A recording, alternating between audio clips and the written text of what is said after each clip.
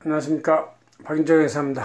오늘 48강은 기존 보유 토지에 다세대주택을 지어서 신축 분양 후 이것이 양도소득세냐 아니면 사업소득세냐 이 차이가 어떻게 나올 것이냐 그런 비교해 보겠습니다.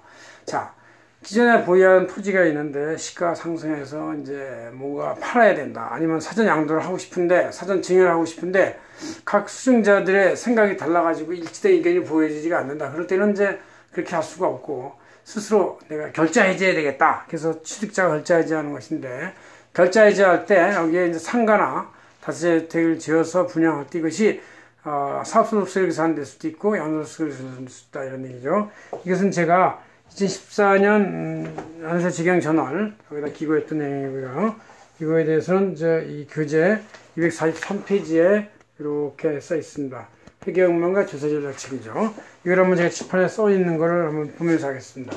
자, 다세주택이기 때문에 이게 이제 신중해야 돼요. 이게 하나면 한 주택이면 그냥 단순 양도로 끝나는데, 그렇지 않고 다세주택은 수익 목적으로 능동적 사업 활동을 한다고 보는 거예요. 그래서 계속적 반복적, 왜? 여러 개를 쪼개서 파니까 계속적 반복적이 있다.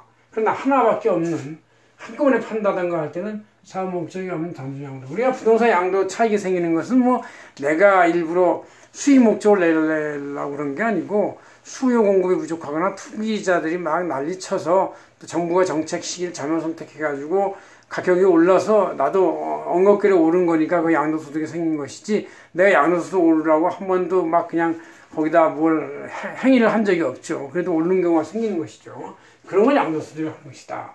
사업 목적이 없는 어쩌다 마주친 단순 양도 차익이다, 이런 얘기죠. 그래서 이제 구분을 해보면 사업소득은 부동산 구분이 주택이 대부분 아니고 건물, 상가, 사무실, 근린시설 등등이 돼요.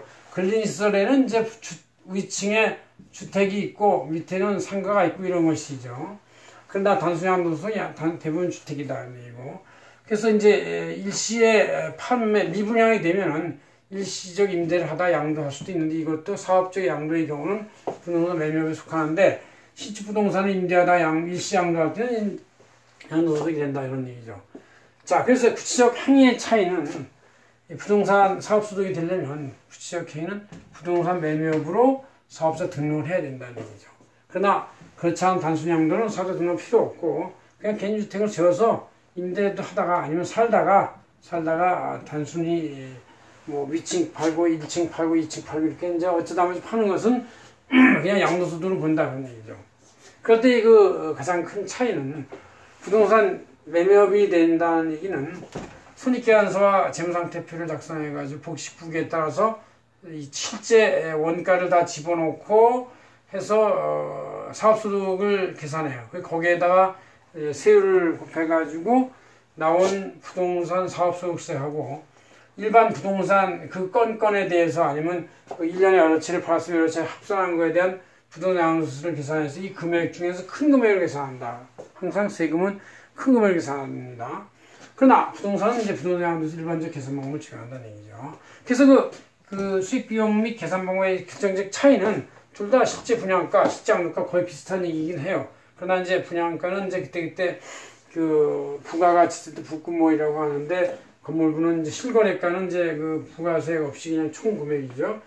비용은 실제 투입원가, 건설원가, 인건비 등 모든 간접 비용을 집어넣지만 여기는 구입원가나 취득원가만 넣고, 만약에 그게 입증이 안 되면 긴 시가를 환산하는 그런 방법을 택한다는 얘기죠. 그 다음에 여기는 또 주택 단순 양도이기 때문에 장기 보유했으면 장기 보유 특별공제를 적용한다는 얘기죠. 그래서 이쪽이 더 낮을 가능성이 높아요. 사업소득세가 더 클 가능성이 있죠. 그러니까 이쪽을 이제 과세관 측에서는 사업소득으로 봐서 계산하는 것이 더 크게 계산이 나오니까 이런 거를 하나 신설해서 두 개 중에서 큰 금액을 내라라는 어떤 과세 원칙을 이 부동산 매매업의 경우는 적용하는 것이다. 부동산 매매업이라는 것은 내가 목적이 없다 하더라도 계속적 반복적이고, 다세대주택 같은 걸 지어서 층별로 분양한다든가 할 때는 그것이 계속적 반복적으로 보는 것이죠. 그래서 이렇게 해서 큰 세금이 나오도록 계산하도록 하는 것이 현재 이 개념이다, 그런 얘기입니다. 고맙습니다. 박인정 회사였습니다.